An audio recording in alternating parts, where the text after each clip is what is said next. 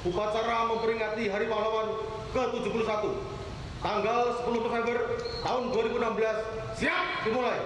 Laksanakan. Laksanakan. Hiduplah Indonesia Raya. Kepada Sang Merah Putih, hormat senjata.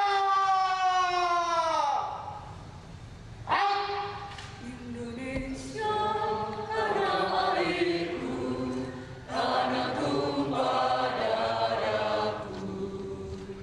Di sanalah aku berdiri, jadi pandu ibuku.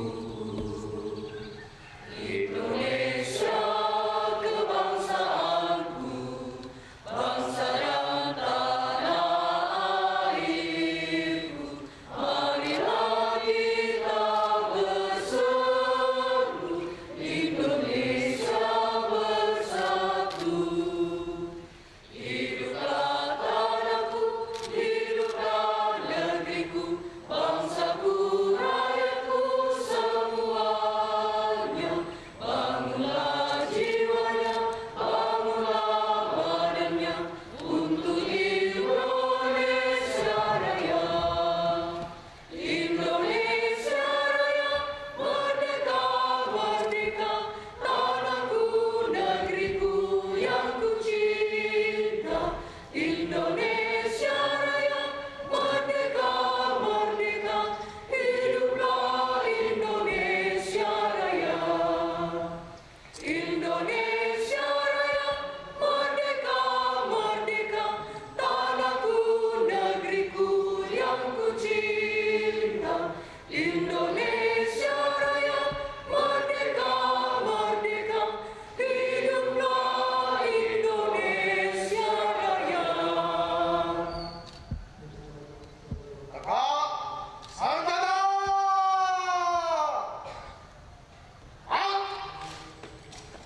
Pesan pahlawan nasional Pongtiku, yaitu Tolino, Pisanri Idadian, siap Pisanri Mate, Yamoto, Randuk Domai Tampak Beloku, Sairoko Letekku, Nokana Naparenta Tumata Mapusa. Izinkanlah saya membacakan amanat dari Menteri Sosial RI pada upacara peringatan Hari Pahlawan 10 November.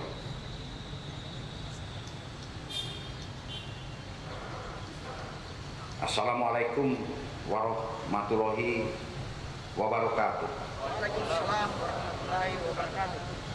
Selamat pagi. Salam. Om Swastiastu. Yang terhormat Bapak Bupati, yang terhormat Bapak Ketua DPRD, yang terhormat Bapak Kajari, Bapak Dandim, Bapak Ketua Pengadilan Negeri, para pejabat struktural di Kabupaten Toraja, para tokoh masyarakat, para veteran, para tokoh adat, serta para karyawan, pegawai negeri sipil, para prajurit TNI, Polri, serta hadirin sekalian yang saya cintai dan saya banggakan. Pertama-tama ini merupakan satu kebanggaan bagi saya karena saya bisa menjadi inspektur upacara di tanah Toraja ini, tanah yang sangat indah, bisa bertemu muka dengan bapak-bapak, ibu-ibu, puang-puang, karaeng, andi, datuk, semua hadirin yang saya cintai dan saya banggakan. Izinkanlah saya membacakan amanat ini. Setiap tanggal 10 November, bangsa Indonesia memperingati Hari Pahlawan sebagai momen reflektif untuk memberi makna atas pengorbanan para pahlawan kusuma bangsa dengan menyalakan jiwa kepahlawanan dalam perjuangan mengisi kemerdekaan.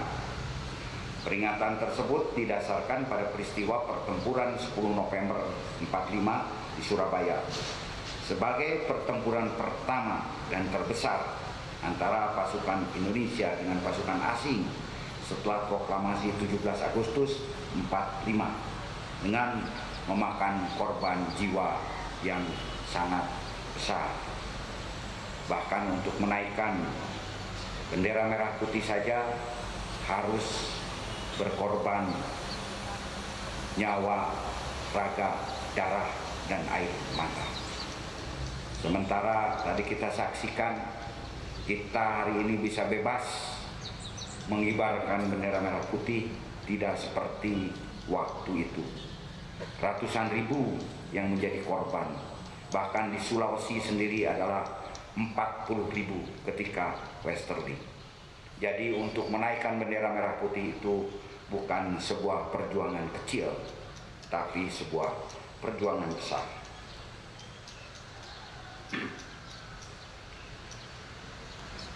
Peristiwa tersebut memberi kita pelajaran moral bahwa warisan terbaik para pahlawan bangsa bukanlah politik ketakutan, melainkan politik harapan. Bahwa seberat apapun tantangan yang dihadapi dan keterbatasan yang ada tidak akan menyurutkan semangat perjuangan. Pengalaman tersebut dalam rangka merebut dan mempertahankan kemerdekaan juga menunjukkan betapa spirit perjuangan dan mental karakter kepahlawanan memiliki daya hidup yang luar biasa dalam menghadapi berbagai rintangan dan penderitaan. Karena saat itu kita dikatakan tidak mungkin menang melawan sekutu pemenang perang dunia kedua yang hanya bersenjatakan bambu runcing, tapi dengan tekad politik keberanian dan politik harapan untuk merdeka kita bisa menang. Peringatan Hari Pahlawan harus mampu menggali apinya, bukan abunya. Dengan meminjam ungkapan Bung Karno, semangat kepahlawanan itu adalah semangat rela berjuang mati-matian dengan penuh idealisme, dengan mengutamakan kepentingan umum di atas kepentingan pribadi. Semangat kepahlawanan adalah semangat persatuan yang bulat mutlak dengan tidak mengecualikan suatu golongan dan lapisan. Semangat kepahlawanan adalah semangat membentuk dan membangun negara. Saudara-saudara para patriot bangsa yang beriman, setiap zaman memiliki tantangannya tersendiri, dan oleh karena itu setiap zaman harus mengembangkan respon kepahlawanan sesuai dengan zamannya. Setelah Indonesia merebut kemerdekaannya, semangat kepahlawanan tidak cukup hanya dengan mempertahankan patriotisme defensif. Kita butuh patriotisme yang lebih positif dan progresif. Patriotisme sejati bukan sekedar mempertahankan, melainkan juga memperbaiki keadaan negeri untuk keluar dari berbagai persoalan bangsa hari ini. Patriotisme progresif dituntut menghadirkan kemandirian bangsa tanpa terperosok pada sikap anti-asing. Kemudian dalam rangka mencapai kehidupan kebangsaan yang merdeka, bersatu, berdaulat, adil dan makmur, patriotisme progresif harus mengembangkan ketahanan bangsa untuk bisa mandiri baik dalam ekonomi, berdaulat dalam bidang politik, dan serta berkepribadian dan berkebudayaan. Sejalan dengan orientasi Trisakti tersebut, pemerintah Presiden Jokowi dan Wakil Presiden Yusuf Kala hadir menawarkan visi transformatif terwujudnya Indonesia yang berdaulat, mandiri, berkepribadian yang berlandaskan gotong royong. Dalam rangka mewujudkan visi tersebut telah dirumuskan 9 agenda prioritas, yaitu nawacita. Ketiga ranah pembangunan tersebut bisa dibedakan tapi tidak dapat dipisahkan satu sama lain. Saling memerlukan pertautan secara sinergis. Perubahan mental kultural memerlukan dukungan politik dan material berupa politik kebudayaan dan ekonomi kebudayaan. Sebaliknya, perubahan politik memerlukan dukungan budaya dan material berupa budaya demokrasi dan ekonomi politik. Begitu pun perubahan material memerlukan dukungan budaya dan politik berupa budaya ekonomi dan politik ekonomi. Dalam amanat Presiden pada ulang tahun proklamasi 17 Agustus 56, setahun setelah pemilu tahun 55, Bung Karno menjelaskan 3 fase revolusi bangsa. 2 fase telah dilalui dengan berhasil dan 1 fase lagi menghadang sebagai tantangan. Indonesia telah melewati taraf physical revolution dan taraf survival. Lantas Bung Karno tandaskan, sekarang kita berada pada taraf investment, yaitu taraf menanamkan modal-modal dalam arti seluas-luas. Investment of human skill, material investment and mental investment. Dalam pandangannya, investasi keterampilan dan material amat penting, akan tetapi yang lebih penting adalah investasi mental. Investasi keterampilan dan material tidak bisa menjadi dasar persatuan dan kemakmuran bersama tanpa didasari investasi mental. Tanpa kekayaan mental, upaya-upaya pemupukan keterampilan dan material hanya akan melanggengkan perbudakan. Selanjutnya Bung Karno mengingatkan, kelemahan jiwa kita ialah bahwa kita kurang percaya diri kita sendiri sebagai bangsa, sehingga kita menjadi bangsa penjiplak luar negeri. Kurang percaya mempercayai satu sama lain. Pada kita pada asalnya ialah rakyat gotong royong. Kurang berjiwa gigih dan ulet, melainkan terlalu lekas, mau enak dan cari gampangnya saja. Dan itu semua makin menipis rasa harkat nasionalismenya, makin menipis rasa national dignity, makin menipisnya rasa bangga dan rasa hormat terhadap kemampuan dan kepribadian bangsa dan rakyat sendiri, sehingga kita menjadi tuan asing di rumah sendiri. Gerakan revolusi mental diharapkan bisa mendorong gerakan hidup baru dalam bentuk 1. Perombakan cara berpikir, cara kerja, cara hidup yang merintangi kemajuan. 2. Peningkatan dan pembangunan cara berpikir, cara kerja, dan cara hidup yang lebih baik. Singkat kata, gerakan hidup baru adalah gerakan revolusi mental untuk menggembleng manusia Indonesia menjadi manusia baru yang berhati putih, berkemauan baja, bersemangat elang Raja Wali, berjiwa api yang menyalanya. Itulah jiwa patriotisme progresif yang harus kita kobarkan dalam menghadapi tantangan dan persoalan pembangunan hari ini. Tantangan dan persoalan akan kita hadapi saat ini memang berat, akan tetapi kita tidak boleh putus asa, tidak boleh putus pengharapan. Para pahlawan kusuma bangsa mengajarkan pada kita arti penting perjuangan, ketabahan, kesabaran, dan harapan untuk merdeka. Bahwa barang siapa yang ingin memiliki mutiara harus kuat menahan nafas dan berani terjun menyelami samudra yang sedalam-dalam. Melalui momentum peringatan Hari Pahlawan 10 November yang dilaksanakan dengan berbagai kegiatan, kita dapat menguyak makna yang terkandung di dalamnya, yang dengan meneladani nilai-nilai luhur yang diwariskan kepada kita semua, seperti ketakwaan kepada Tuhan, pantang menyerah, jujur, percaya pada kemampuan sendiri, serta kerja keras untuk membangun Indonesia yang sejahtera sebagaimana cita-cita pahlawan bangsa. Dengan suatu tekad dan ketulusan untuk bersama-sama saling membahu-membahu, dilandasi oleh makna nilai integritas, etos kerja, dan gotong royong, maka saya yakin bangsa Indonesia dapat mengatasi berbagai permasalahan yang melanda dan dapat menjadi bangsa pemenang yang mampu bersaing dengan negara dan bangsa lain. Nah, ini sejalan dengan tema Hari Pahlawan 2016, yaitu satukan langkah untuk negeri. Sekali lagi, satukan langkah untuk negeri. Tema ini juga mengandung pesan kepada kita semua untuk bersatu dalam kebersamaan, dan kebersamaan dalam persatuan untuk mewujudkan cita-cita negeri kita yang kita cintai. Pada kesempatan yang baik ini, kami mengajak seluruh lapisan masyarakat untuk terus berjuang, bekerja, berkarya, menjadi pahlawan minimal bagi dirinya sendiri, menjadi teladan bagi dirinya sendiri, pahlawan bagi lingkungannya, pahlawan bagi masyarakat, maupun pahlawan bagi negeri. Selamat Hari Pahlawan 2016. Demikian, semoga Allah yang Maha Esa senantiasa melindungi bangsa dan negara Indonesia.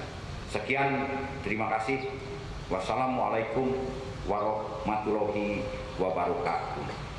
Salam, selamat pagi, salam sejahtera, Om Santi Santi Santi Om. Dengan hormat disampaikan kepada seluruh peserta upacara, tamu dan undangan untuk merapat ke ruang pola mengikuti acara ramah tamah dengan Kapolda Sulawesi Selatan.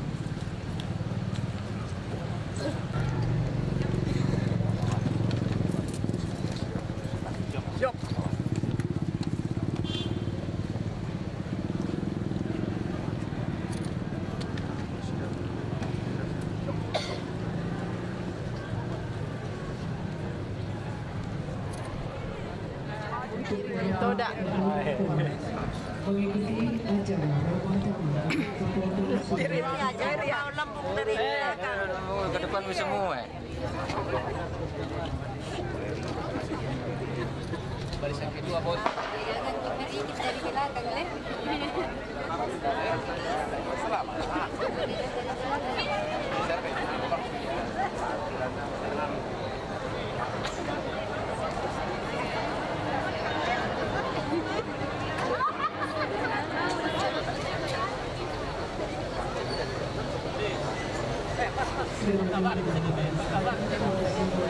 Ya.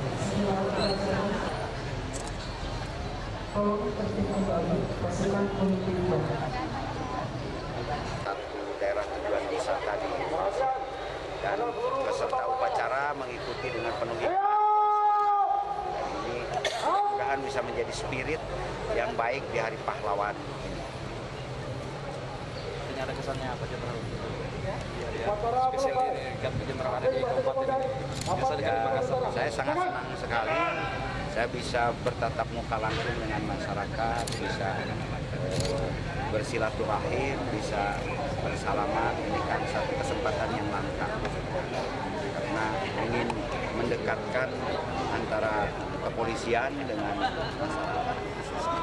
Saya terima kasih sekali begitu antusias masyarakat menerima saya sebagai Kapolda. Ini satu mungkin langkah awal yang baik untuk menuju tahun-tahun berikutnya.